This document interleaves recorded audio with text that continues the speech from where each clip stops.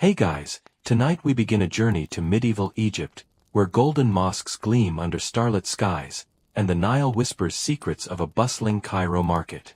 Picture yourself wandering through spice-scented alleys, past minarets that pierce the heavens, and scholars debating in candlelit courtyards. It's the stuff of legends, Fatimid caliphs in silk robes, traders haggling over saffron, and the call to prayer echoing like a lullaby. Sounds dreamy, right? But here's the twist. Life back then wasn't all poetry and incense. Every daily chore, from bathing to eating, was a sweaty, humiliating endurance test that could break even the toughest TikTok fitness guru. So, the question is, could you survive even one day in 1050 CE Cairo? Spoiler alert, your memory foam mattress and oat milk latte wouldn't save you.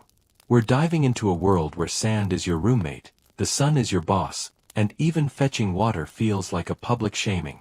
So, before you get comfortable, please take a moment to like the video and subscribe, but only if you genuinely enjoy what I do here. Drop a comment with where you're tuning in from and what time it is for you. I love seeing who's joining us from across the globe. Dim the lights. Maybe turn on a fan for that soft background hum. And let's ease into tonight's journey together. Alright, you've clawed your way off that scratchy straw mat in your Cairo mud brick sauna, 1050 CE. The sun's already turning your tiny home into a toaster oven, and it's barely 7 a.m. Your linen tunic clings to you like a bad decision, and your mouth tastes like the desert decided to move in overnight. You're sweaty, gritty, and about as refreshed as a sandal left in the sun. What's next on this medieval Egyptian chore list? Bathing. Sounds like a nice, cooling dip, doesn't it? Oh, you poor, naive soul. You're about to meet the Nile, the river that's both your salvation and a hygiene horror show. Grab your courage, maybe a stick to shoo away crocodiles, and let's trudge to the riverbank for a bath that's less relaxing spa and more survival gauntlet. You stumble out of your mud brick house, the air thick with heat and the hum of flies that seem to have your address on speed dial. Cairo's waking up, vendors shout about barley bread, kids chase a stray goat, and the streets smell of dust and donkey sweat. The Nile's a short walk, maybe 10 minutes if you don't step on a sharp pebble or get roped into a neighbor's rant about last night's dice game. No fancy bathhouses for you.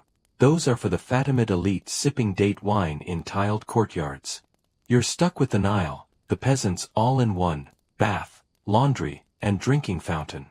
Skip it, and you'll smell like a camel's armpit by noon. The Nile's sacred, no question. The Fatimids call it Egypt's lifeblood, a divine gift from Allah that feeds the fields and fills the markets. Poets wax lyrical about its shimmering waves. Priests pour beer in its honor during festivals. But as you hit the riverbank, your nose begs to differ. The Nile doesn't smell like poetry, it smells like a fish market dumped into a swamp. Mud, sewage, and something faintly like despair waft up. The water's murky brown, buzzing with flies that treat you like their personal buffet. Frogs croak, and something skitters into the reeds. Too many legs for comfort. You're not sure if it's a bug or a curse, but you're too tired to investigate. You're not alone here. The riverbank's a bustling communal hub, like a public pool with zero health codes. Families splash, kids shriek, and a couple of goats wade in like they're on vacation.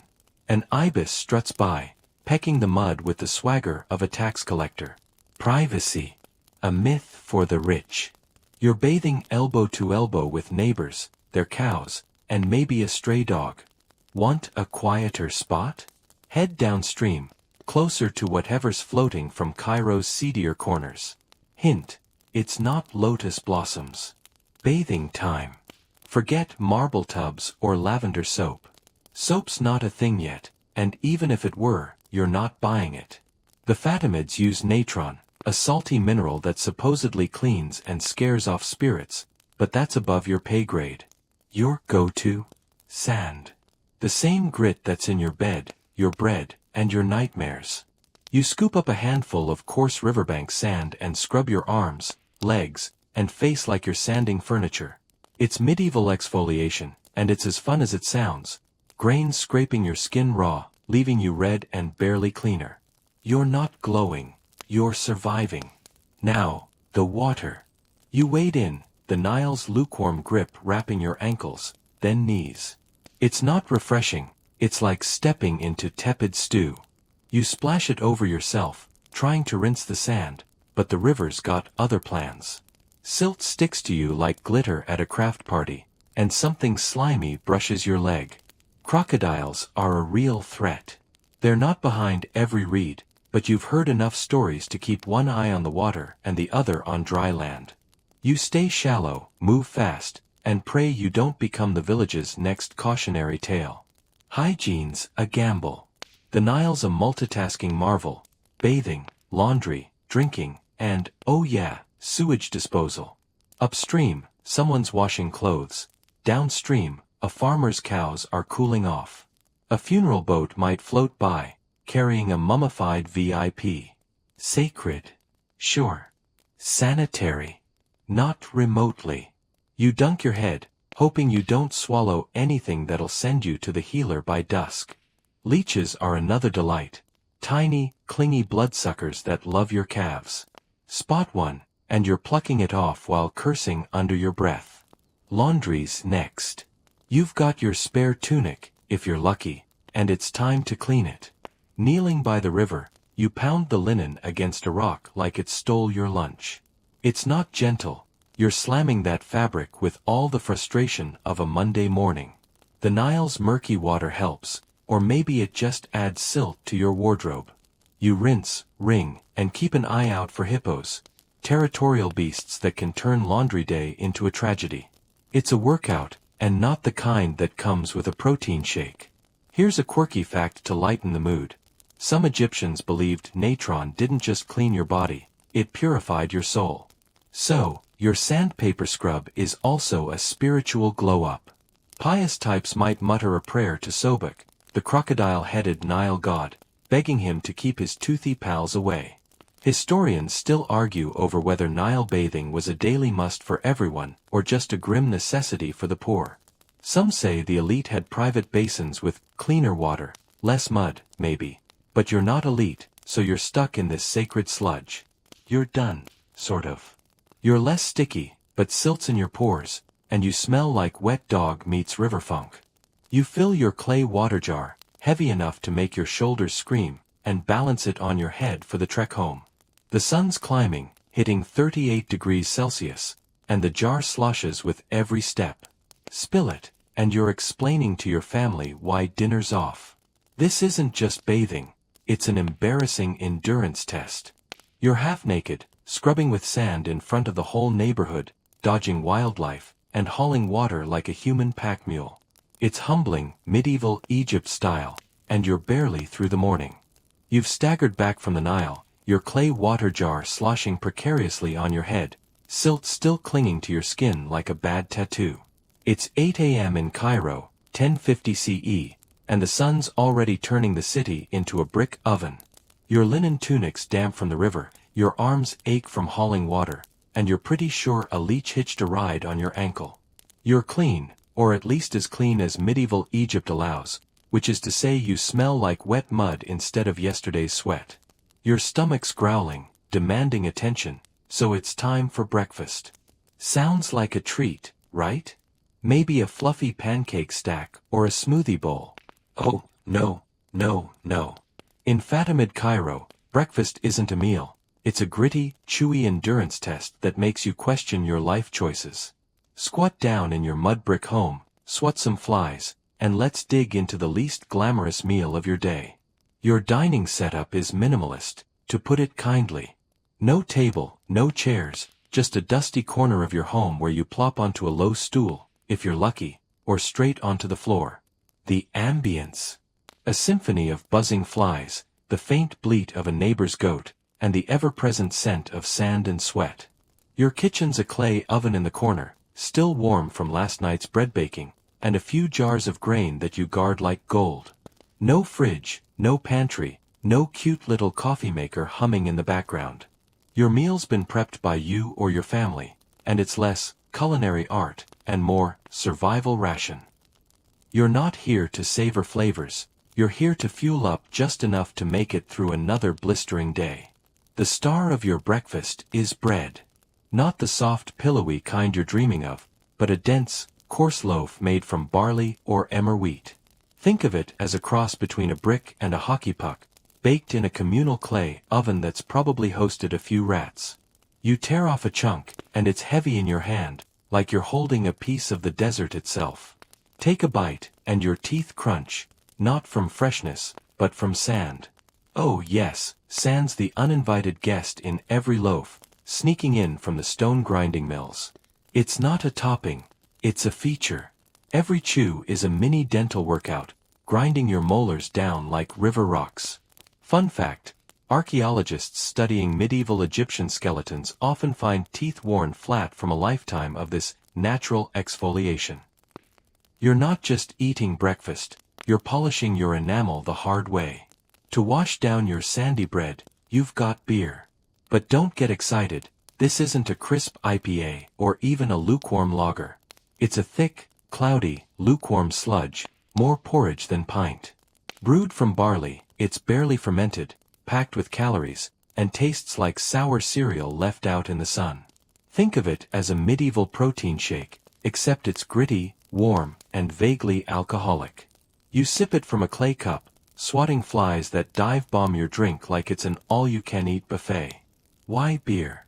Because it's safer than Nile water, which, as you learned, is basically a petri dish with crocodiles.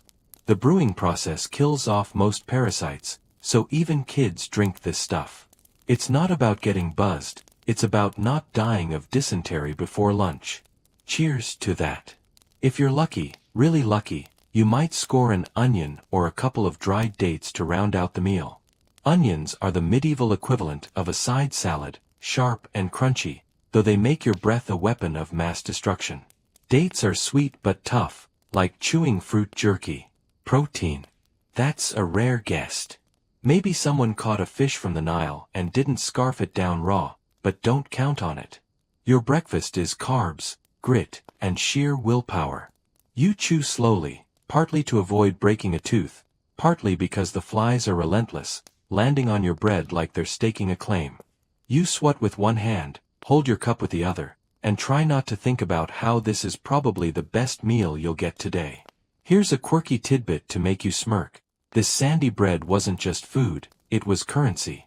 Some Fatimid laborers were paid in loaves, making your breakfast literally your paycheck.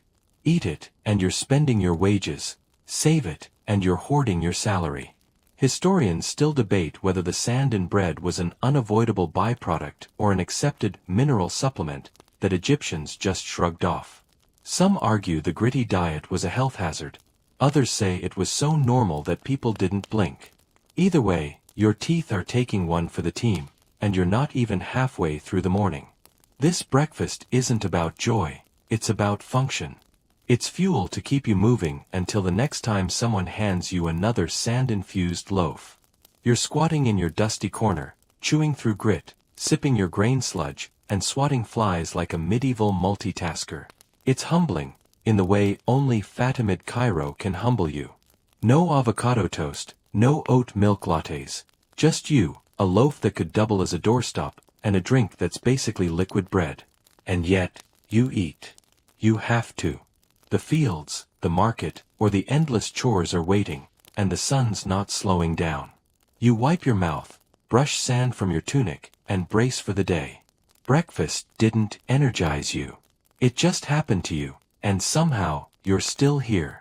You've choked down your gritty barley bread and slurped that sour, cloudy beer, the flies buzzing around you like they're critiquing your breakfast choices.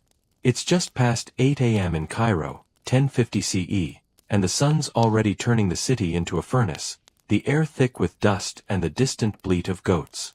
Your mud brick home offers no shade, no respite, just a sweaty reminder that you're already behind schedule. Your stomach's settled, sort of, though the sand in your teeth is a crunchy memento of your meal. Now, it's time to work. Sounds straightforward, right? Maybe a quick shift, a coffee break, an ergonomic chair? Oh, no, my friend. In Fatimid Cairo, work isn't just a job, it's a back-breaking, soul-crushing endurance test that makes modern burnout look like a yoga retreat. Lace up your imaginary sandals, wipe the sweat from your brow, and let's dive into a day of labor where your only paycheck is survival. You step out into the streets of Cairo, the heat hitting you like a divine slap. The city's alive, vendors hawk dates, weavers haggle over linen, and kids dart through alleys chasing stray cats. You're not a scribe or a priest, lounging in the shade of a mosque with a scroll and a smug grin. You're a commoner, which means your work is pure muscle, dust, and desperation.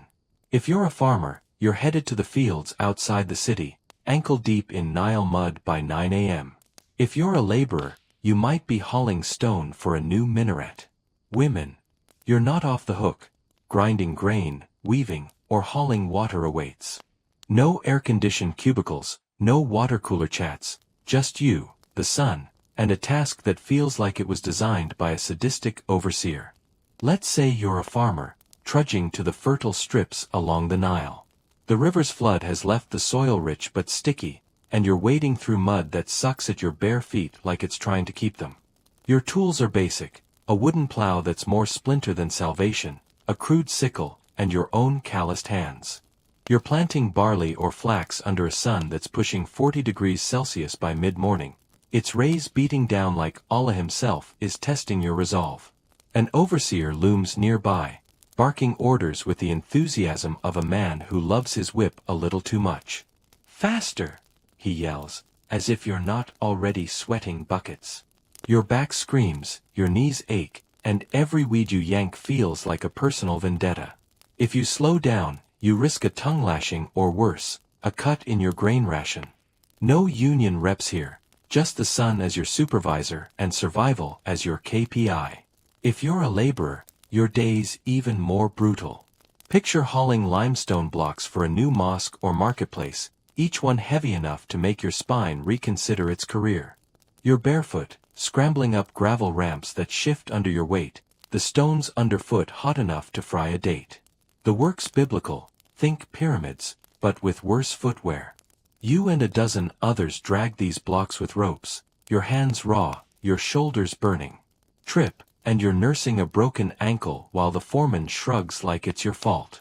The Fatimids are big on grand architecture, but they're not big on workplace safety.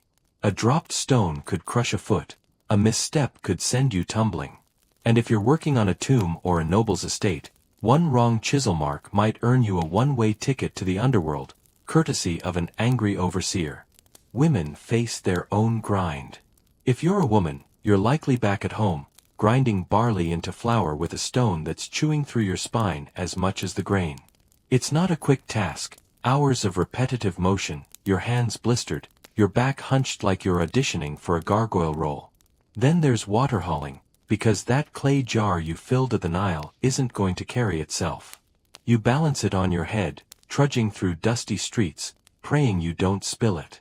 Add weaving linen or tending kids to the mix, and you're a one-woman workforce. Your break. Maybe 7 minutes when the baby naps, and even then, you're prepping dinner or patching a tunic. If the fields need extra hands, you're out there too, planting or harvesting beside the men. No maternity leave, no self-care days, just endless tasks under a sun that doesn't care about your exhaustion. Here's a quirky fact to lighten the load. Some Fatimid laborers were paid in bread and beer, essentially edible wages. Your breakfast loaf? That's your salary, and eating it means spending your paycheck. Historians debate whether these workers had fixed hours or just toiled until they dropped. Some argue the Fatimids had structured shifts to keep projects on track. Others say labor was a sunrise to sunset marathon, with overseers deciding when you were done. Either way, your body's screaming by noon, and the only shade is a fleeting moment behind a mud brick wall that's sweating as much as you are. You wipe your face with your tunic, leaving a streak of dust, and keep moving. Slow down, and someone else gets your grain quota. Fall behind, and you're the one explaining why your family's hungry tonight. The work's not just physical, it's a mental endurance test. You're not clocking out at 5 p.m. The sun's your boss, and it doesn't punch out until dusk. Every muscle aches, Every step kicks up more sand, and the overseer's voice is a constant drone, like a mosquito you can't swat. You dream of softer sandals, a cooler breeze, or maybe just a moment to sit without someone yelling. But in medieval Egypt, rest is a luxury, and you're not on the guest list. You're caked in dust, your tunic's a sweaty rag, and the Nile mud's dried into a crust on your legs. It's humbling, in the way that only hauling stones or grinding grain under a relentless sun can humble you. You're not building a legacy, you're building someone else's mosque, someone else's tomb, someone else's dream. And yet, you keep going. Why? Because stopping isn't an option. The Fatimids run a tight ship, and Cairo's economy thrives on your sweat. The mosques rise, the markets bustle, and the caliph's coffers grow, all because you and thousands like you show up, day after blistering day. You're not a hero in a tapestry, you're a cog in a machine, and the machine doesn't care if your back's breaking. By noon, you're half dead, your hands raw, your throat parched. You steal a sip from your water jar, warm and tasting faintly of clay, and brace for the afternoon. Work in medieval Egypt isn't just hard, it's endless, a full-body commitment to survival that doesn't end until your body gives out or the sun finally, mercifully, sinks behind the horizon. You're not sure which you're praying for first. It's noon in Cairo, 1050 CE, and you're halfway through a day that feels like it's been designed to break you. The sun's a merciless tyrant, perched at its zenith, roasting the city at a crisp 40 degrees Celsius. You're caked in Nile mud from the fields or dusted with grit from hauling stones, your tunic a sweaty sandy rag that's given up on dignity. Your breakfast of gritty bread and sour beer is a distant memory, and your muscles ache like you've been wrestling crocodiles instead of planting barley. The streets hum with life, vendors shouting, donkeys braying, kids dodging through the crowd, but you're too exhausted to care. You're a farmer, a laborer, or maybe a weaver, and work's already wrung you dry. You'd love to grumble, to curse the heat or the overseer who barked at you all morning. But hold that thought. In Fatimid Cairo, opening your mouth can land you in more trouble than a Nile hippo. Welcome to the shadow of the caliph, where keeping your misery to yourself isn't just polite, it's a mental endurance test that could save your skin. You're trudging through Cairo's dusty streets, maybe heading home for a quick break or grabbing a loaf from a market stall. The city's a marvel, golden mosques gleam, their minarets piercing the sky, and the air carries the faint chant of midday prayers from a nearby courtyard. But for you, Cairo's less a wonderland and more a pressure cooker. The Fatimid Caliph, the ruler who claims divine authority, looms over everything. His name's on everyone's lips, praised in mosques, etched on coins, whispered in markets. He's not just a king, he's God's representative on earth, the commander of the faithful, the guy who keeps the Nile flowing and the crops growing, at least according to the priests. To you, he's a distant figure in a golden robe, parading through the city in a haze of incense and guards, untouchable as the stars. You'll never meet him, but his presence is everywhere, and it's suffocating. Why's this a problem? Because in this world, complaining isn't just venting, it's dangerous. The caliph's authority is sacred, and anything that smells like dissent, even a muttered curse about the heat, can be twisted into disloyalty. You're not griping about a bad boss or a long commute, you're questioning the order of a world where the caliph's will is divine law. Say the wrong thing in the wrong ear, and you're not just a grump, you're a heretic. Maybe you're in the market, bartering for onions, and you mutter, "This heat's killing me, and for what? Another day in the mud." A nosy neighbor overhears, and suddenly you're explaining yourself to a local official who's not in the mood for nuance. Worst case, you're dragged before a judge, accused of disrespecting the caliph's perfect, God-ordained world. Penalties range from a public lashing to a stint in a cell that makes your mud brick home look like a palace. Best case, you're just shunned, but in a tight-knit community, that's its own kind of exile. This isn't paranoia, it's survival. The Fatimids run a sophisticated state, with spies and informants blending into the crowd. They're not always hooded figures lurking in alleys. Sometimes it's the baker who owes the governor a favor or the guy selling reeds who's got a grudge. The caliph's propaganda machine is relentless, painting him as the glue holding Egypt together. Mosques echo with sermons about his wisdom. Market criers announce his latest victories, real or not. Even the coins you use to buy bread bear his name, a constant reminder that he's watching. You hear his title, Commander of the Faithful, 5 times a day during prayers, a rhythm that sinks into your bones. To question the system is to question Allah, and that's a game you don't win. So, you bite your tongue, even when your back's screaming and the overseer's whip cracks too close.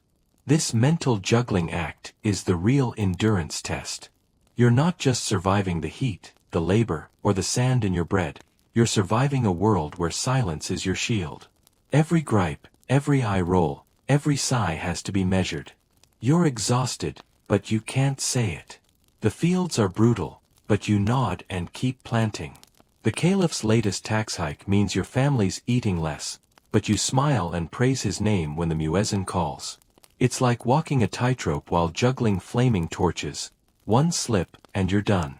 You learn to vent in code, maybe a vague proverb about hard days that won't raise eyebrows. Or you save your real thoughts for the dark of your home, whispering to your spouse after the kids are asleep, hoping the walls don't have ears. Here's a quirky fact to make you smirk. The caliph's parades were pure spectacle, designed to dazzle and intimidate. He'd ride through Cairo on a horse draped in gold, surrounded by guards with swords that could slice a fly in half. Commoners like you were herded to the sidelines, cheering like your life depended on it, because it kind of did. You'd never get close enough to see his face, just a glittering blur of silk and power.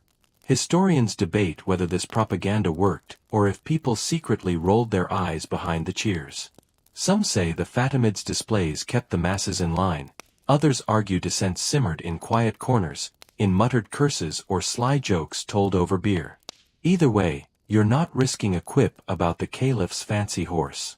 You clap, you bow, and you keep your head down. The mental strain doesn't end at the city gates.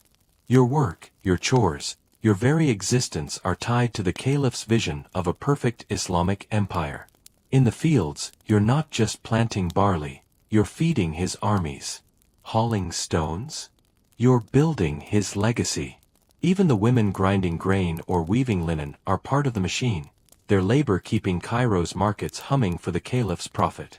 Every drop of sweat is a tribute, every blister a prayer to a system that doesn't see you as a person, just a cog. You're reminded of this constantly, by the overseer's shouts, the imam's sermons, the coins in your hand. It's exhausting, this invisible weight, this need to perform loyalty while your body begs for a break. And yet, you endure. Why? Because you have to. Your family's waiting for that grain ration, that jar of water, that scrap of linen. Stopping isn't an option, and neither is speaking out. You've seen what happens to those who cross the line, a neighbor who griped too loudly about taxes, now missing from the market, a cousin who joked about the caliph's latest war, now sporting scars from a whip. You learn to live in the gaps, to find tiny rebellions in silence. Maybe you hum a tune while you work, something your grandmother taught you, a melody that's yours alone. Maybe you share a knowing glance with a fellow laborer, a wordless acknowledgement of the absurdity. These are your victories, small and unseen, in a world that demands your obedience. Scholars still argue over how much control the Fatimids really had. Some say their propaganda was a masterstroke, turning Cairo into a city of loyal drones. Others think resentment bubbled just below the surface, ready to spill over in a crisis. You don't care about the debate, you're living it. Every day, you navigate this minefield of faith, fear, and fatigue, keeping your head low and your mouth shut. It's not just the sun that's relentless, it's the expectation, the unspoken rule that you'll smile through the pain because the caliph's watching, and so is everyone else. Hey, you still awake, or did the heat knock you out already? Imagine this, you're in the market, the muezzin's call fading as you barter for a handful of dates. The vendors praising the caliph's latest decree, and you nod, even though you're starving and the new tax means no meat this month. You want to scream, to say this life is crushing you, but you don't. You can't. Instead, you hand over your coins, each one stamped with the caliph's name, and shuffle home. This is your endurance test. Not the fields, not the Nile, but the silence you wear like armor. In Fatimid Cairo, survival isn't just physical. It's a mind game, and you're playing for your life. It's 1 p.m. in Cairo, 1050 CE, and you're dragging yourself through another sweltering day under the Fatimid sun. Your morning's been a gauntlet, waking in a mud brick sauna, bathing in the Nile's murky embrace, choking down sandy bread, hauling stones or planting barley, and biting your tongue to avoid the caliph's wrath. The heat's relentless, pushing 41 degrees Celsius, and your tunic's a sweaty, gritty mess that's given up on being clothing and settled for being a second skin. You're parched, your back aches, and the flies buzzing around you seem to have a personal vendetta. You'd love a moment to catch your breath, maybe sit in some mythical shade with a cool breeze. But no, medieval Egypt has another gift for you: sand. It's everywhere: your clothes, your food, your home, your soul. Welcome to the ultimate endurance test, where battling your unwanted roommate, sand, is a humiliating, never-ending chore that makes you question why you even bother trying. You're back in your mud brick home for a fleeting break, or maybe you're still in the market, bartering for a handful of dates. Either way, sand is your constant companion, an uninvited guest that's overstayed its welcome by about a millennium. You feel it before you see it: a gritty film on your skin, a crunch in your hair, a faint itch under your tunic. You try to brush it off, but it's like fighting a cloud. A sudden gust sweeps through Cairo's open streets, and bam, your face is a canvas for a grainy art project. Your eyes sting, your mouth tastes like the desert decided to move in, and you're spitting out particles that somehow found their way past your lips. This isn't a one-off, it's your life. The desert winds, the open windows of your home, the unpaved streets, they're all conspiring to make sand your personal nemesis. Let's talk about your home, that mud brick box you call shelter.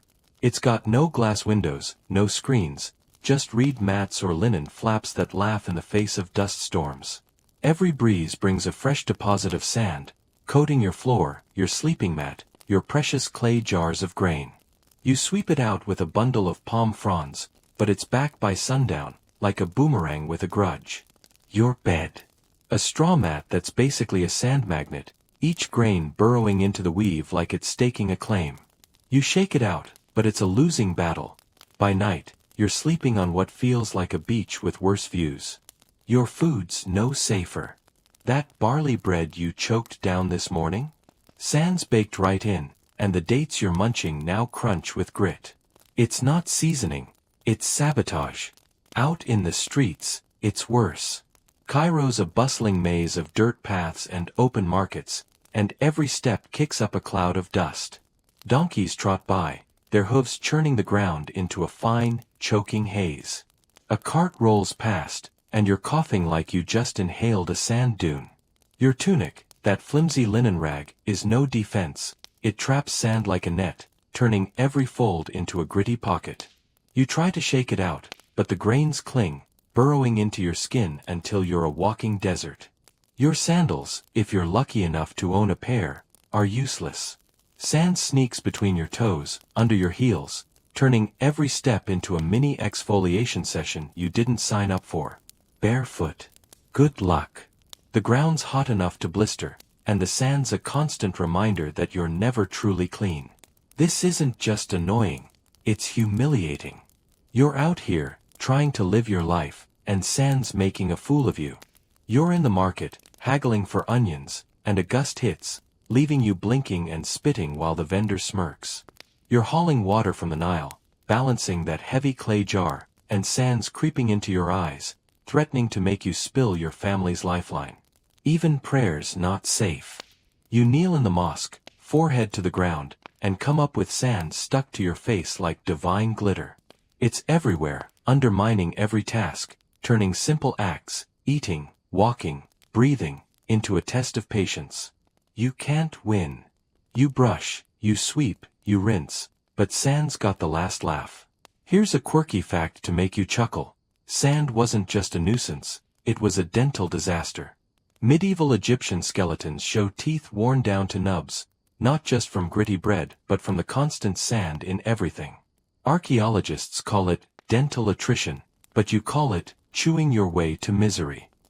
Historians debate whether Egyptians saw sand as a divine test, a reminder of their desert roots, or just a fact of life they shrugged off. Some argue it was a spiritual metaphor, endure the grit, endure the trials of faith. Others say people cursed it as much as you do, just quietly, to avoid trouble. Either way, your teeth are paying the price, and every crunch is a reminder that sand's winning this war. The endurance test isn't just physical, it's mental. You're not just fighting sand, you're fighting the futility of it all. You sweep your home, knowing it'll be gritty again by evening. You rinse your tunic in the Nile, knowing the walk home will coat it in dust. You shield your face in a dust storm, knowing the grains will find a way in. It's a Sisyphean task, a daily dose of humility that says, you're not in control, and the desert knows it. You learn to live with it, to accept the grit as part of you, but it's exhausting. Every grain is a tiny defeat, a reminder that no matter how hard you work, you're at the mercy of a world that doesn't care. And yet, you keep going. You sweep the floor, shake out the mat, spit out the grit, and move on. Why? Because stopping isn't an option. Your family needs that water, that bread, that moment of prayer. Sand's a bully, but you're tougher, or at least too stubborn to quit. You find small wins, a quick rinse in the Nile that buys you an hour of relief, a palm frond that sweeps just enough to make your home bearable. You share a wry smile with a neighbor, both of you dusted like bread and flour, a silent acknowledgement of the absurdity.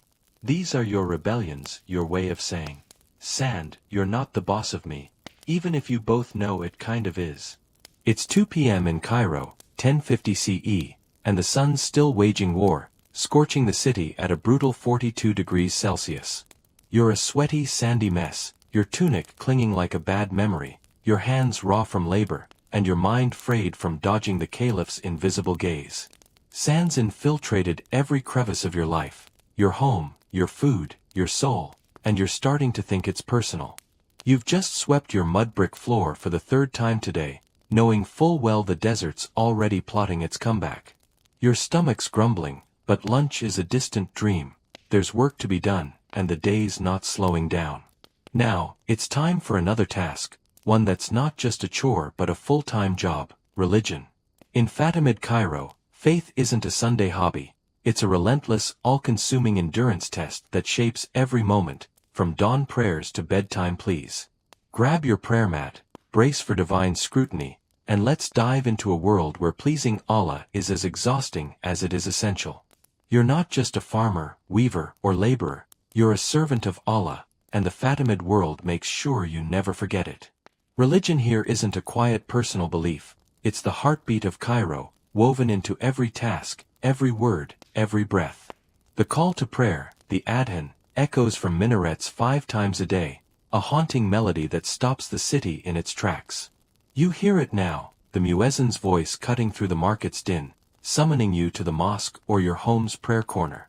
You can't ignore it, not unless you want suspicious glances from neighbors or a visit from a local enforcer. Prayer isn't optional, it's as mandatory as eating, and skipping it risks more than your soul. It risks your reputation in a community where piety is currency.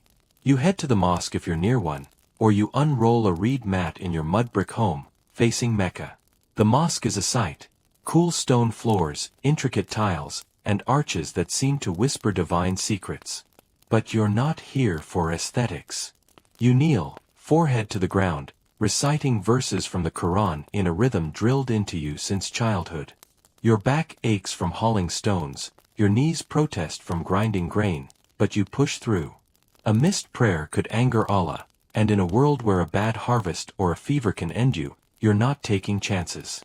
You're not alone. Neighbors pray beside you, their murmurs blending into a chorus of devotion. It's communal, but it's also a performance. Everyone's watching, judging, ready to whisper if your bow's too shallow or your focus wanders. Prayer's just the start. Religion in Fatimid Cairo is a lifestyle, a 24/7 commitment that turns every chore into a spiritual gauntlet. You're not just fetching water from the Nile, you're stewarding Allah's gift.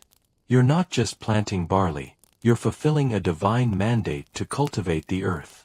Even your gritty breakfast was a test of gratitude, a chance to thank Allah for sustenance, sand and all.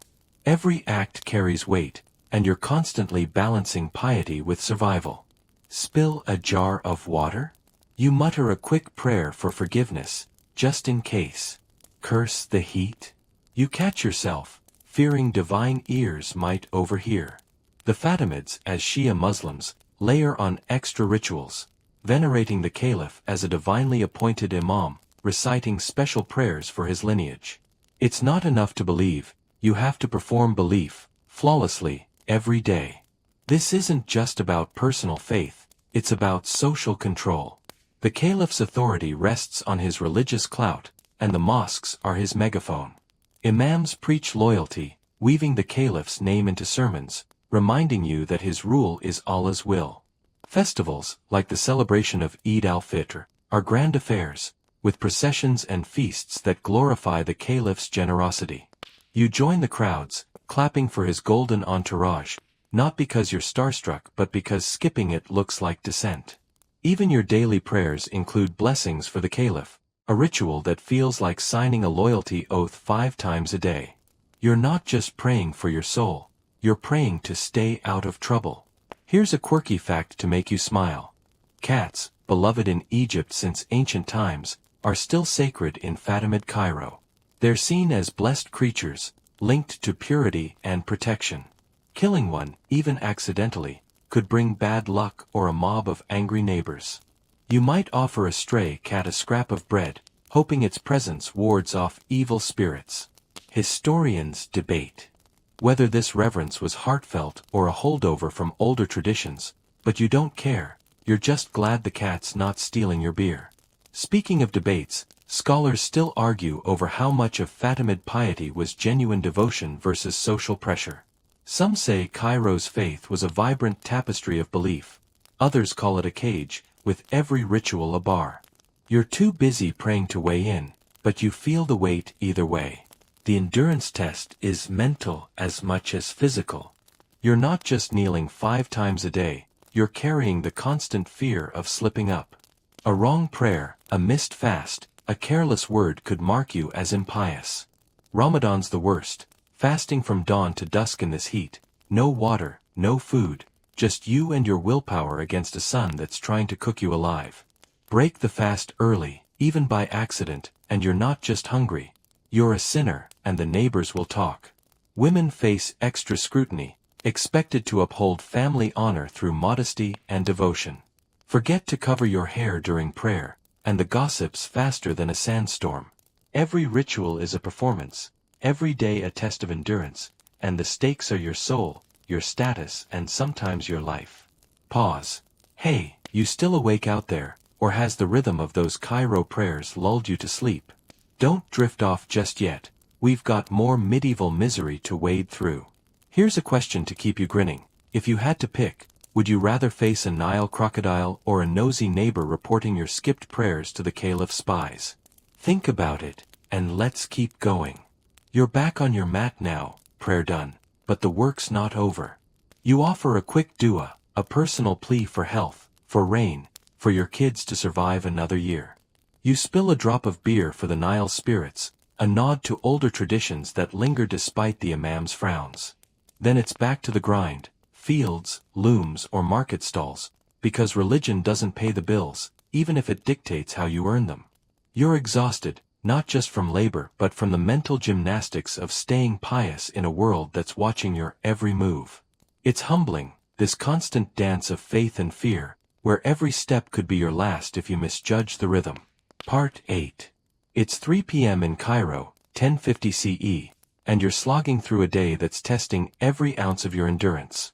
The sun's still a tyrant, baking the city at 43 degrees Celsius, and your body's a roadmap of aches, raw hands from labor, a spine screaming from grinding grain, and a faint itch from that Nile bath that's probably not just sand.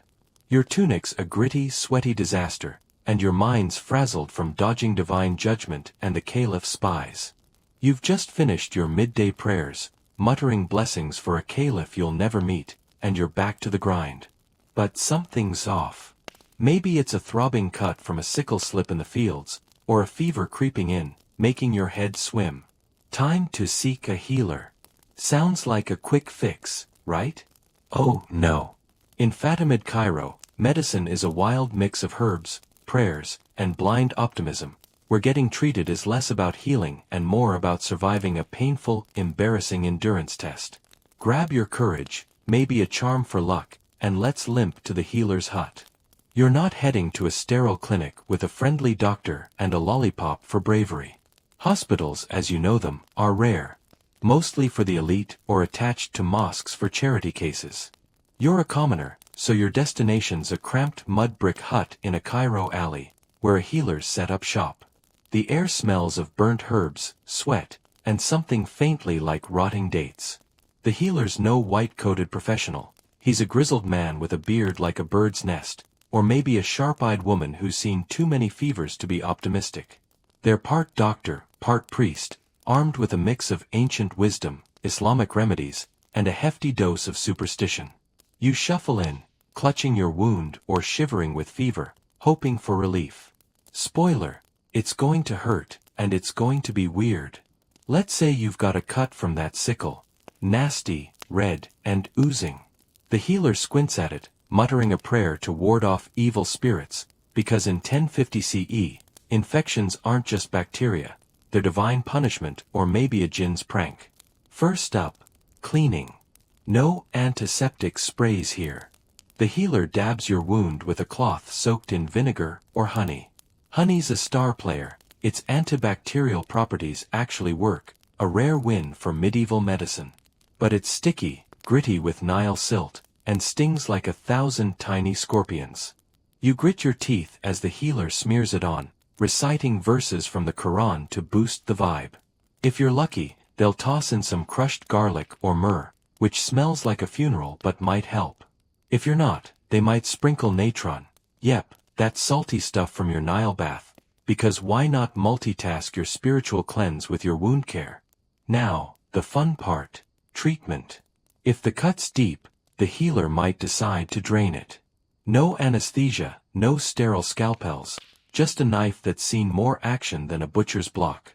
You bite down on a stick or a rag as they slice, blood and pus mixing with your muffled screams. The healer's calm, chanting to keep demons at bay, while you're wondering if death by crocodile would have been quicker. They might pack the wound with a poultice of herbs, frankincense, aloe, or something they swear by but smells like despair. To seal the deal, they wrap it in linen strips, which are about as sterile as your tunic after a day in the fields. You're not healed, you're just hoping the jinn don't RSVP to your infection. Fever's another beast. If you're burning up, the healer's got a bag of tricks, none of them pleasant. They might brew a tea of willow bark or chamomile, which sounds nice until you taste it, bitter, gritty, and probably steeped in Nile water. Or they'll try bloodletting, slicing your arm to balance your humors. You're dizzy already, but sure, let's lose some blood in this heat. The real kicker? Charms and spells. The healer might tie an amulet around your neck, scribbled with Quranic verses or pre-Islamic symbols, to scare off the fever's spirit. Or they'll chant over a bowl of water, then make you drink it, claiming it's now holy. You're too weak to argue, but you're pretty sure it's just Nile water with extra vibes. Here's a quirky fact to make you wince. Some healers used lizard blood for eye infections, smeared on with a prayer to make it take.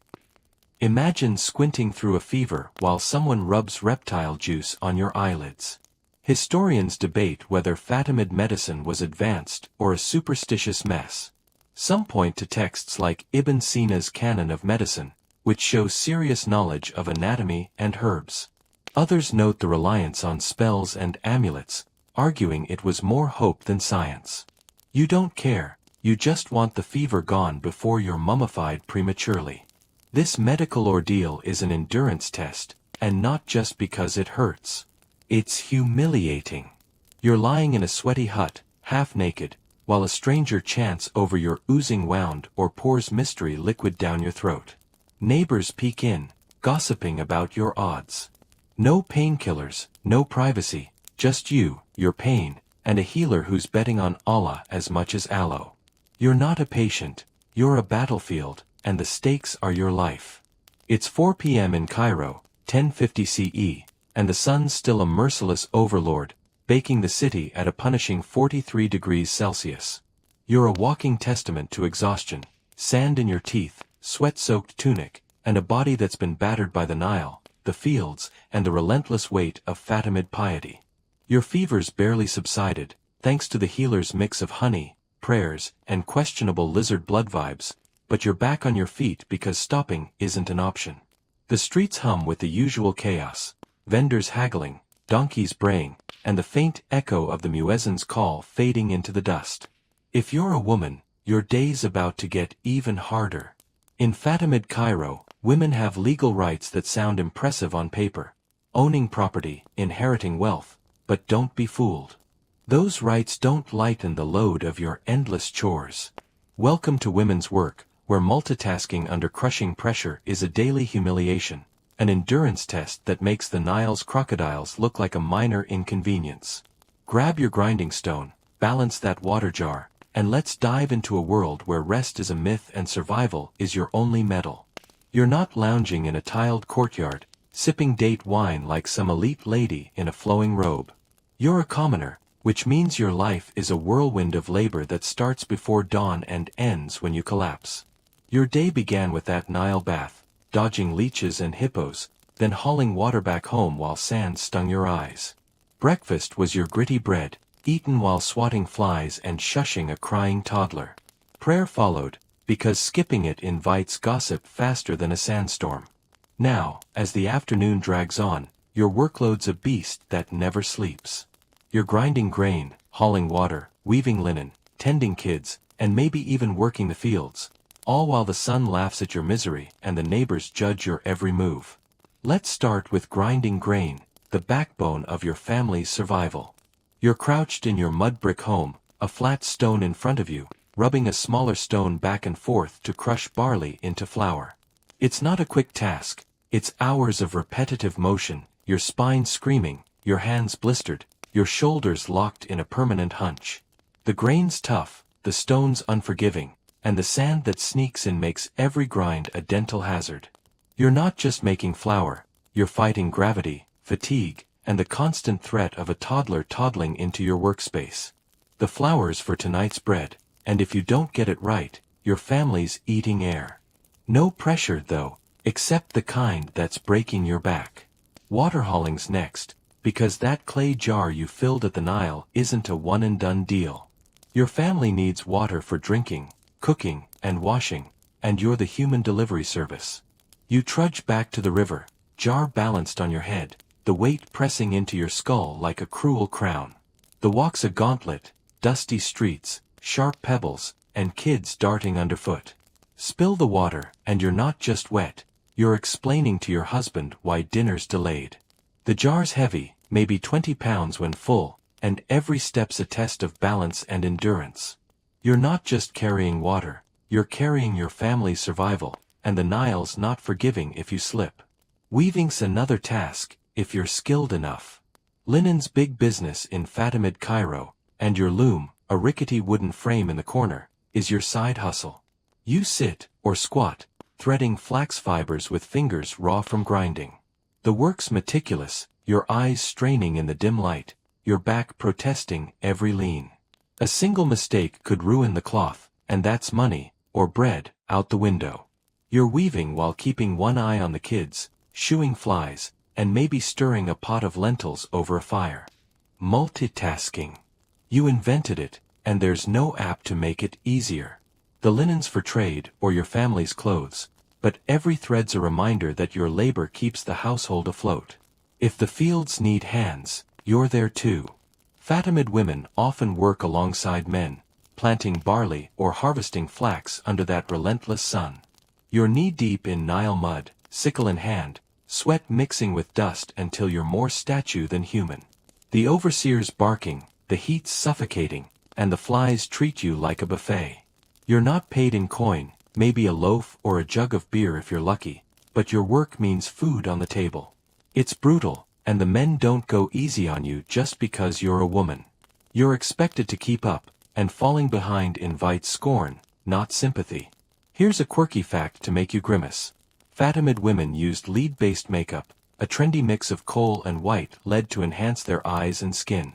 It was fashionable, sure, but also toxic, causing everything from skin rashes to organ damage.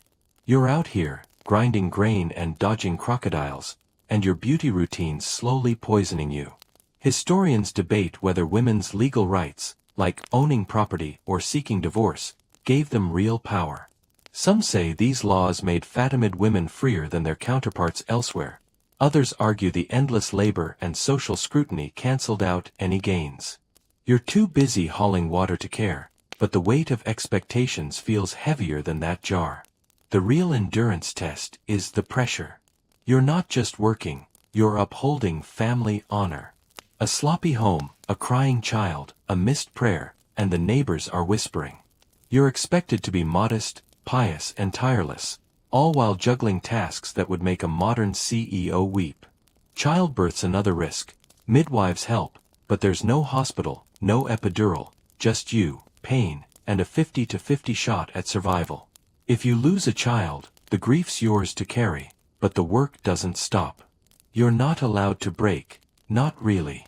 The caliph's world demands your labor, your faith, and your silence, and as a woman, the spotlight's harsher.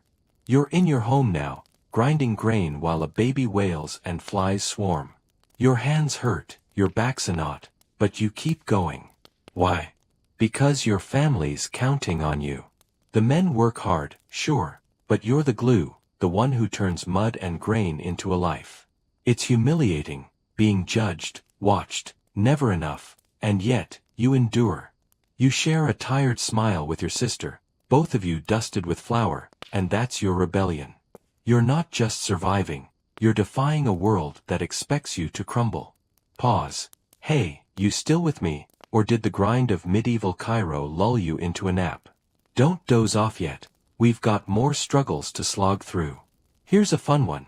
If you were stuck in Fatimid Cairo, would you rather spend your day wrestling a water jar or dodging the neighbor's gossip about your not-so-pious laundry skills? Pick your poison, and let's keep trudging. It's evening in Cairo, 1050 CE, and the sun's finally slipping below the horizon, casting a hazy golden glow over the city. The temperature's eased to a still stifling 35 degrees Celsius, but your body's a wreck, sand-crusted, sweat-soaked, and aching from a day of grinding grain, hauling water, and navigating the relentless expectations of Fatimid Cairo. Your tunic's a gritty rag, your hands blistered, and your mind's frayed from juggling labor, piety, and the crushing pressure of being a woman in a world that never lets you rest. The streets are quieter now, the market's bustle fading as vendors pack up and the muezzin's call for Maghrib prayer lingers in the air. You're home, squatting on your mud brick floor, nibbling a scrap of bread while the kids sleep. The day's done, but your thoughts turn to something bigger, the afterlife. In medieval Egypt, preparing for death isn't a distant plan. It's a lifelong, bureaucratic endurance test that's as exhausting as it is terrifying. Light a reed lamp, whisper a prayer, and let's plunge into a world where eternity comes with a divine audit. You're not just living for today, you're living for the next world. Fatimid Cairo blends Islamic theology with echoes of ancient Egyptian beliefs, making life a prelude to a high-stakes judgment. The afterlife isn't a vague paradise, it's a trial where your soul faces divine scrutiny. As a Muslim, you believe in the day of judgment, when Allah weighs your deeds, but older stories persist, especially among commoners like you. You've heard tales of ancient gods, Osiris judging souls, Anubis with his scales, and Ammit, the lion-crocodile-hippo beast who devours the unworthy. These blend with Islamic teachings, painting a vivid picture. Your heart, placed on a scale, weighed against a feather of truth. Too heavy with sin? Ammit's jaws or Jahannam's fires await. Too light? Paradise beckons with rivers of milk and honey. Every prayer, every curse, every act tips that scale, and you're constantly aware of it. This isn't abstract, it's personal. Life's fragile here, 35 is old, and a cut, fever, or childbirth can end you tomorrow. You've seen neighbors die young, kids lost to Nile fevers. So, you're always preparing, treating the afterlife like a final exam you can't afford to fail. Your daily prayers, fasting, and charity, maybe a scrap of bread for a beggar, are deposits in a spiritual bank account. But it's not just about being good, it's about being meticulous. You whisper extra duas at night, begging forgiveness for snapping at the overseer or missing a prayer when the baby wouldn't stop crying. You're not just living, you're auditing your soul, and the paperwork's endless. The practical side's just as grueling. You're saving for your funeral, even in your 20s, because a proper burial is non-negotiable. Without it, your soul's stuck in limbo, and no one wants to haunt the Nile as a restless ghost. The wealthy get stone tombs or mausoleums, but you're aiming for a simple pit lined with reeds, or, if you're lucky, a wooden coffin. You need linen for shrouds, natron to dry the body, and a cemetery plot, which isn't cheap. Every coin you scrape, every loaf you skip, goes toward this. You're not just feeding your family, you're budgeting for eternity, all while dodging sandstorms, praying 5 times a day, and hoping that healer's lizard blood doesn't backfire.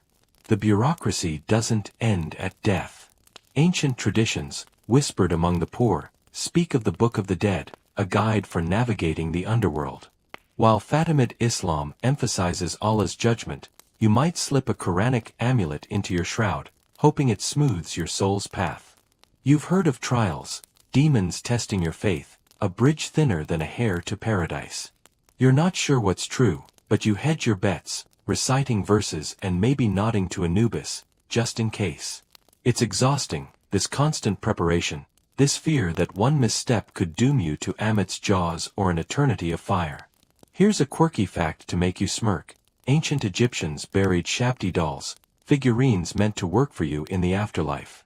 By 1050 CE, this is fading, but some villagers still tuck clay figures into graves, hoping they'll grind grain for their soul. Historians debate whether afterlife beliefs brought comfort or fear. Some say they gave purpose, a reason to endure Cairo's grind. Others argue they trapped people in dread, every act shadowed by judgment. You're too tired to debate, you just want to pass the test, whether it's Allah's scale or Osiris's feather. The endurance test is mental. You're not just surviving heat or labor, you're surviving the weight of eternity. Every day's a checklist. Did you pray? Did you sin? Did you save for that shroud? You're haunted by thoughts of Amit or Jahannam, by the gossip if your funeral's too cheap. It's humiliating, this constant scrutiny, this need to live perfectly in an imperfect world. You're not a saint, just a farmer, a mother, a weaver, balancing survival with salvation. The pressure's crushing, with no break to just be human without eternity looming. You're by your lamp now, kids asleep, the night's heat pressing in. You pray again, pleading for a lighter heart, a paid-for grave, a soul that makes it through. You spill a drop of water for the old gods, a habit your imam would scold, but it feels right. Tomorrow's another day of sand, sweat, and scrutiny, but you endure. Why? Because you must. Your family's here, your soul's on the line, and eternity's waiting with a scale and a beast that doesn't negotiate. It's night in Cairo, 1050 CE, and the city's finally cooling, the air dipping to a bearable 30 degrees Celsius under a starlit sky. You're slumped in your mud brick home, the reed lamp flickering, casting shadows on the gritty floor. Your body's a map of the day's battles, sand in every crevice, blisters from grinding grain, and a lingering ache from hauling water. Your mind's heavy too, haunted by thoughts of the afterlife, that divine scale waiting to judge your heart. The kids are asleep, their soft breaths a rare moment of peace, and you're nibbling the last scrap of barley bread, its sandy crunch a final insult. You're ready to collapse, but even now, there's no escape from Cairo's relentless trials. Your clothing, flimsy, dusty linen, isn't just what you wear. It's another endurance test, a false promise of comfort in a world of heat, sand, and bugs. Adjust your tunic, brush off the grit, and let's unravel the humiliating struggle of staying dressed in Fatimid Cairo. Your wardrobe's no closet of options. You're not a noble draped in silk or embroidered robes. As a commoner, you've got 1 or 2 linen tunics, maybe a spare if you're lucky. Men wear a simple kilt-like garment, wrapping around the waist and leaving the chest bare, or a long tunic that schemes the knees. Women have strapless dresses, loose and flowing, cinched with a belt if you're feeling fancy. Linen's the fabric of choice, light, breathable, woven from flax grown along the Nile. It sounds ideal for the desert heat, like a medieval version of athleisure. But don't be fooled. Linen's promises of comfort are a cruel lie, undone by sand, sweat, and a world that seems designed to make you itch. First, the heat. Linen's supposed to keep you cool, but when it's 43 degrees Celsius at noon, cool is a fantasy. Your tunic soaks up sweat like a sponge, clinging to your skin until you're wearing a damp, gritty rag. By mid-morning, it's less clothing and more a portable sauna, trapping heat against your body. You're not strutting through Cairo, you're waddling, peeling the fabric off your thighs with every step. The loose cut helps, letting air circulate, but air in Cairo's just hot dust with ambition. You're not staying cool, you're just delaying the inevitable moment when you feel like a baked date. Then there's sand, your eternal nemesis. Linen's weave is a magnet for grit, every fold a pocket for the desert's leftovers. You walk through the market, and a gust turns your tunic into a sand trap, grains burrowing into the fabric like they've got a lease. Shake it out, and half the sand stays, itching against your skin until you're scratching like a stray dog. Your hem drags through the dusty streets, collecting more grit, and by evening, your tunic's less clothing and more a geological sample. Washing it's no fix, you trudge to the Nile, pound it against a rock, and hope you don't trade sand for silt or a hippo encounter. Even clean, it's dry for about 10 minutes before the desert reclaims it. Bugs are the final insult. Cairo's flies, mosquitoes, and mystery critters treat your tunic like a buffet. Flies land on your sweat-soaked sleeves, unbothered by your swats, while mosquitoes sneak through the loose weave to feast on your arms.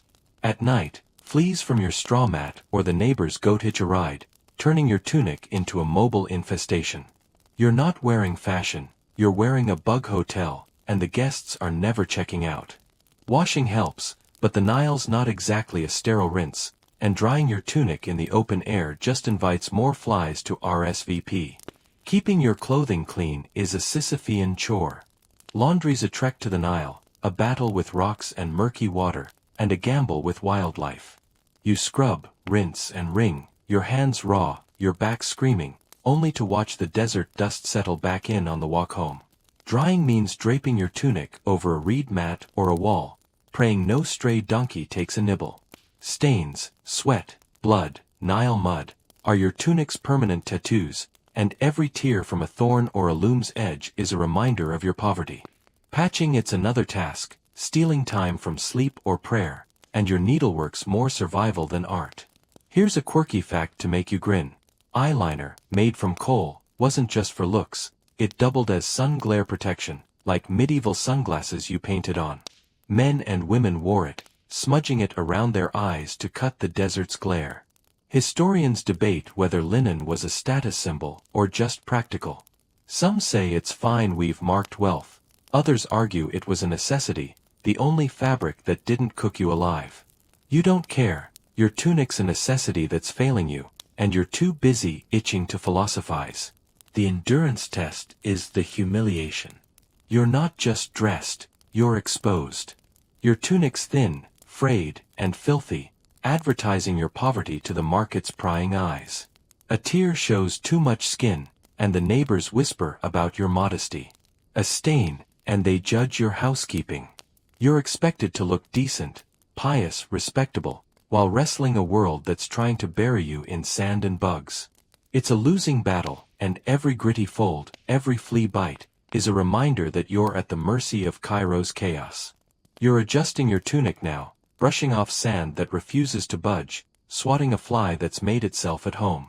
The lamp's flickering, the kids are asleep, and you're dreaming of a world where clothing doesn't betray you. But you endure. Why? Because you have to.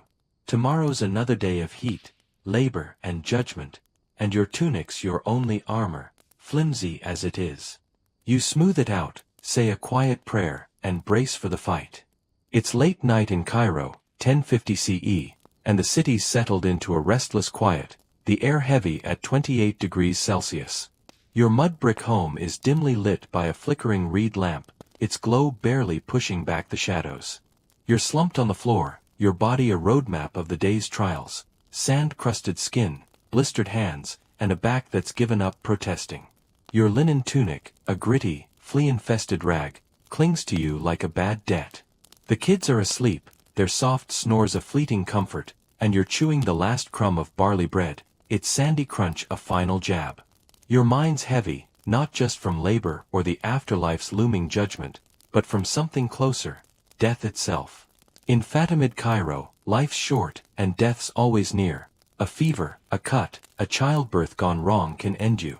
At 35, you're old, and preparing for the inevitable is a draining, emotional endurance test. Take a deep breath, clutch your amulet, and let's face the grim reality of a world where survival's a miracle. You're not guaranteed tomorrow. Life expectancy hovers around 35, and that's if you're lucky. You've seen it, friends lost to Nile fevers, neighbors to infected cuts, women to childbirth's brutal lottery. Kids are hit hardest, half don't make it past 5, taken by dysentery or a bad batch of water. You're in your 20s, maybe 30s, but you feel ancient, your body worn from grinding grain, hauling stones, and dodging crocodiles. Every ache, every cough, feels like a warning. Last week, a cousin died at 32, a fever that started small and ended with a shroud. You're not just living, you're racing against a clock that's always ticking, and the finish line's a grave. Death's not abstract, it's personal, practical, and ever-present. You're planning your funeral now, not in some distant future. By your 20s, you're saving for a burial, linen shrouds, natron to dry the body, a plot in the cemetery. It's not cheap, and every coin you stash means less bread for your kids. The wealthy get stone tombs, maybe a carved marker, but you're aiming for a sand pit lined with reeds, maybe a wooden coffin if you've scrimped enough. You're not just budgeting for life, you're budgeting for death, and the math's brutal. A bad harvest, a tax hike, and your funeral fund's gone, leaving you to pray your family can scrape together a shroud when the time comes. The process is grim. When someone dies, the body's washed, wrapped in linen, and buried fast, within a day, per Islamic custom, to honor the soul's journey. No embalming for most, natrons used sparingly to dry the body, a nod to ancient practices. You've helped with burials, seen the pale faces, the stiff limbs, the linen that smells faintly of Nile mud. The grave's a shallow pit, dug by family or hired hands, and the body's laid facing Mecca. A few prayers, a handful of sand, and it's over. For the poor, there's no marker, just a mound that the desert reclaims. You're haunted by the thought of your own grave. Will it be deep enough to keep jackals out? Will your family afford the linen, or will you be wrapped in a torn tunic? Here's a quirky fact to lighten the mood. Some Egyptians buried Shabti dolls, tiny clay figures to serve you in the afterlife, a custom fading by 1050 CE but lingering in villages. You might tuck one in your shroud, hoping it'll haul water for your soul. Historians debate whether Egyptians feared death or embraced it. Some say Islamic teachings of paradise brought hope, others argue the constant loss, kids, spouses, friends, bred dread. You're too busy surviving to philosophize, but death's shadow is heavy, and you feel it every time you cough or see a neighbor's empty mat. The endurance test is emotional. You're not just surviving labor or heat, you're surviving grief, fear, and the relentless planning for your end. You mourn quietly, because crying too loud invites questions about your faith. You save for a grave while feeding your kids, a mental tug-of-war that leaves you hollow. You pray daily, not just for life but for a death that doesn't shame your family, a proper burial, a clean shroud, a soul that passes judgment. It's humiliating, this constant reminder of your fragility, your poverty, your inability to guarantee even a decent grave. You're not a hero, you're a weaver, a farmer, a mother, trying to outrun a reaper who's always close. Childbirth's a stark reminder for women. You've seen friends die in labor, their babies often following. Midwives do their best, but there's no hospital, no painkillers, just prayers and luck. If you're pregnant, every kick's a hope, every pain a fear. You work through it, grinding grain until the contractions hit, because stopping means no food. Men face their own risks, field accidents, infections, or a bad fall hauling stones. Everyone's one misstep from the grave, and the planning never stops. You teach your kids to pray, to save, to bury you right, because you might not see them grow. You're by the lamp now, its flame guttering, the night's heat pressing in. You finger the amulet at your neck, a Quranic verse for protection, and whisper a dua for a long life, a good death, a grave that's paid for. The kids' snores are your anchor, but death's always there, a shadow in the corner. Tomorrow's another day of sand, sweat, and survival, but you endure. Why? Because you have to. Your family's here, your grave's waiting, and you're not ready to meet Amit or Allah just yet. It's deep into the night in Cairo, 1050 CE, and the city's wrapped in an uneasy stillness, the air thick at 27 degrees Celsius. Your mud brick home is a cocoon of shadows, the reed lamp's flame barely holding back the dark. You're slumped on the floor, your body battered, sand in your pores, hands raw from weaving, and a spine that's forgotten what comfort feels like. Your linen tunic's a gritty, bug-ridden mess, and the faint snores of your sleeping kids are the only sound breaking the silence. You've just swallowed the last crumb of sandy bread, your mind heavy with thoughts of death's nearness. 35 is old here, and every fever feels like a warning. But even death offers no peace. In Fatimid Cairo, your grave's not a sanctuary, it's a target. Tomb robbery is rampant, a final insult that turns your afterlife preparations into a humiliating endurance test. Clutch your amulet, whisper a prayer against thieves, and let's dig into a world where even the dead can't rest. You've spent years planning your burial, scrimping for linen shrouds, natron, and a cemetery plot, every coin a sacrifice from your family's meager bread. You're not dreaming of a grand tomb, those are for the elite, with stone sarcophagi and carved prayers. Your goal's a humble pit, maybe lined with reeds, a wooden coffin if you've saved enough. You've taught your kids to bury you facing Mecca, to say the right prayers, to keep jackals at bay. But all that effort, all that fear of Amit's jaws or Jahannam's fires, could be for nothing. Tomb robbers don't care about your soul or your shroud. They're after anything they can sell, linen, pots, even the bread you're buried with for the afterlife journey. Your grave's not a resting place, it's a marketplace for the desperate. Robbery's a fact of life. Cairo's cemeteries, sprawling along the city's edges, are hunting grounds for thieves. The rich hire guards or carve curses into their tombs, promises of serpent fire or divine wrath, but you're not rich. Your pit's unmarked, a mound of sand that screams easy pickings. Thieves strike fast, often the same night you're buried, before the ground settles. They're not always strangers, some are tomb builders, insiders who know the layout, or neighbors who saw your funeral and noted the linen's quality. They dig with crude tools, scattering your bones without a second thought, stripping your shroud, your amulet, your clay Shapti doll meant to serve you in eternity. By morning, your grave's a looted pit, and your soul's left naked, if the old stories are true. This isn't just theft, it's violation. You've spent your life fearing judgment, balancing every sin to lighten your heart for Allah's scale. You've endured sand, heat, and hunger to afford a proper burial, a chance at paradise. But robbers don't care about your prayers or your poverty. They'll take the bread from your grave, the linen from your body, leaving you to face the afterlife with nothing. The humiliation stings even now, as you sit by your lamp, imagining your grave ransacked before your family's tears have dried. It's not just your body they're stealing, it's your dignity, your hope for eternity. Here's a quirky fact to make you wince. Some thieves were so bold they'd rob during funerals, slipping into nearby graves while mourners prayed.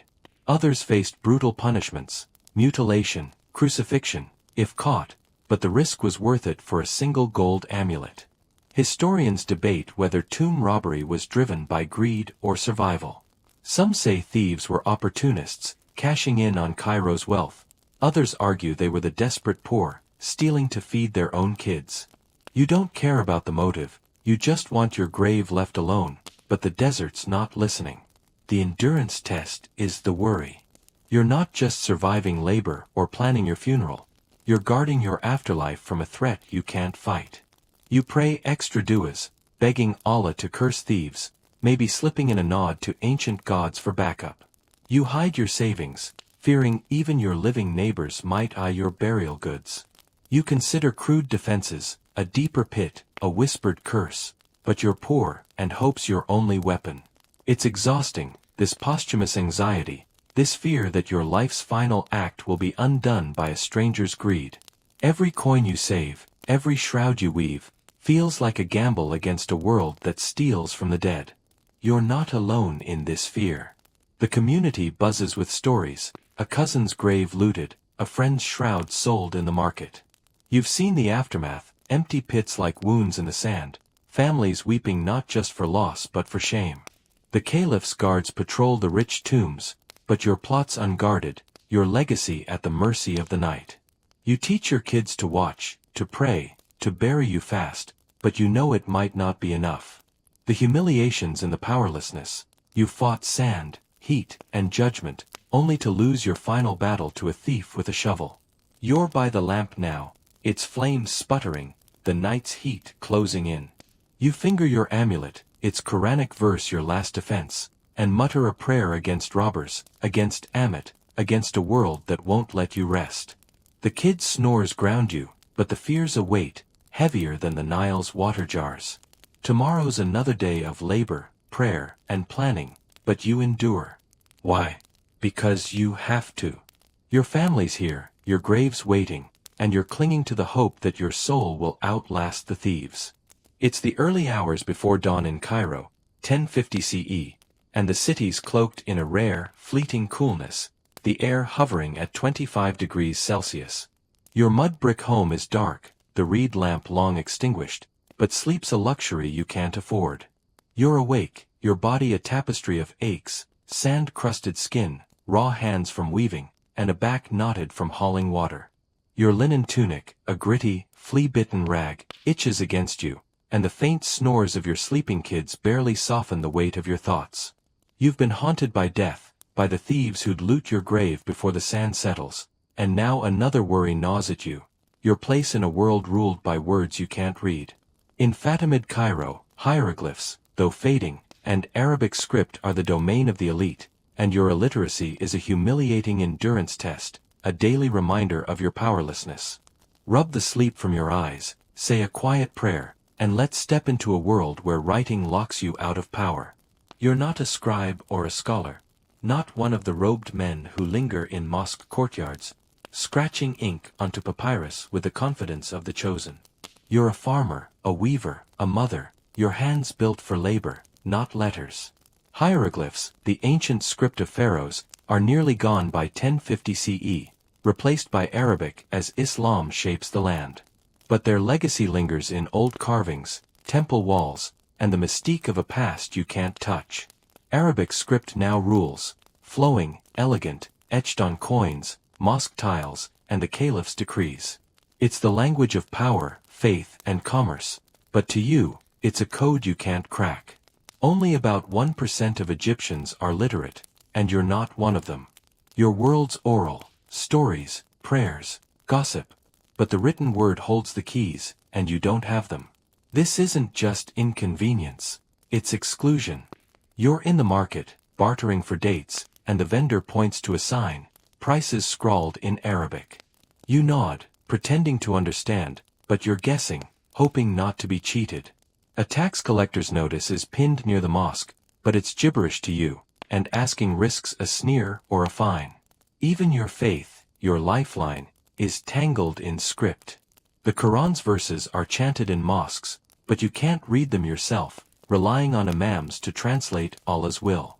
You memorize prayers, mimicking their cadence, but a mistake could mark you as impious.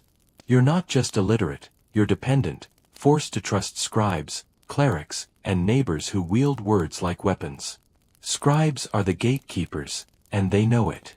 They're not nobles, but they're worlds above you, their ink-stained fingers a badge of privilege. They train for years, mastering Arabic's curves and dots, earning a life of shade and respect while you bake in the fields. They write contracts, record taxes, copy the Quran, their work tying Cairo to the caliph's empire. You might hire one, scraping coins to dictate a plea for lower taxes or a marriage agreement, but their fees sting, and their smirks cut deeper. They're your bridge to the written world, but it's a toll bridge, and you're always paying. Some scribes even dabble in old hieroglyphs, deciphering ancient stones for scholars, their knowledge a secret you'll never share. Here's a quirky fact to make you smirk. In ancient Egypt, erasing a name in hieroglyphs was believed to destroy a soul's eternity, like cosmic identity theft. By 1050 CE, this belief's faded, but Arabic's power feels similar. Your name on a tax roll or a debtor's list can ruin you, and you can't read it to fight back. Historians debate whether hieroglyphs and Arabic were sacred tools or bureaucratic chains. Some say writing unified Egypt, tying faith to governance. Others argue it locked out the poor, making literacy a class weapon. You're too busy surviving to care, but the sting of ignorance is real, and it's daily. The endurance test is the humiliation. You're not just working, you're navigating a world that punishes your illiteracy. You're in the market, squinting at a sign, while a literate kid snickers. You're at the mosque, fumbling a prayer's words, fearing the imam's frown. You're begging a scribe to read a caliph's decree, your coins dwindling, your pride in tatters. It's not just that you can't read, it's that everyone knows it, and the world's built to remind you. You're dependent on others' mercy, their honesty, their willingness to translate a world you're locked out of. Every unread sign, every ignored notice, is a slap, a reminder that power belongs to those with ink. You cope because you must. You rely on memory, sharp from years of oral tales, to track debts or prayers.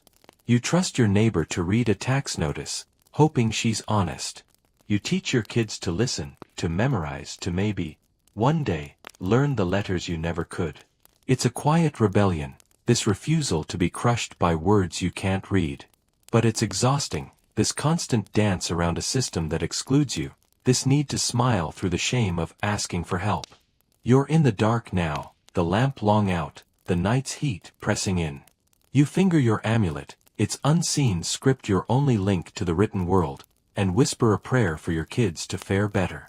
The city's asleep, but your worries aren't. Sand, death, thieves, and now this, the weight of a world you can't read. Tomorrow's another day of labor and survival, but you endure. Why? Because you have to. Your family's here, your voice is yours, and even without letters, you're still fighting. It's the pre-dawn hush in Cairo, 1050 CE, and the city's wrapped in a rare, fleeting stillness, the air a cool 24 degrees Celsius before the sun resumes its tyranny. Your mud brick home is dark, the reed lamp long snuffed out, and you're slumped on the gritty floor, your body a chronicle of exhaustion, sand-crusted skin, blistered hands, and a back that's forgotten ease. Your linen tunic, a tattered, bug-bitten rag, clings like a grudge, and the soft snores of your sleeping kids are your only solace. You've endured a day of relentless trials, bathing in the Nile's murky grip, choking down sandy bread, hauling stones under a brutal sun, silencing complaints to avoid the caliph's wrath, battling sand's invasion, praying 5 times to appease Allah, surviving a healer's grim remedies, grinding grain as a woman under scrutiny, fearing tomb robbers, and navigating a world locked behind unreadable script. Now, as the night fades, it's time to reflect. Could you survive this life? In Fatimid Cairo, every day's a humiliating endurance test, and the verdict's in. Take a deep breath, clutch your amulet, and let's weigh your chances in a world where resilience is the only prize. You've lived a single day in Cairo, and it's been a gauntlet. Dawn woke you in a mud brick oven, the sun blasting through reed walls, your straw mat a gritty trap. Bathing meant wading into the Nile's sludge, dodging crocodiles and leeches while scrubbing with sand, your privacy a myth. Breakfast was a dental assault, barley bread and sour beer, each bite a crunch of desert grit. Work was relentless, whether planting barley in Nile mud or weaving linen until your spine screamed, the overseer's whip a constant threat. You kept silent, knowing a complaint could brand you a heretic, the caliph's name on every coin a reminder of his divine grip. Sand invaded everything, your home, your food, your tunic, turning every task into a futile fight.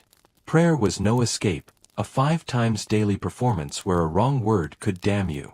A fever sent you to a healer's hut, where honey and chance were your only hope, pain your only certainty.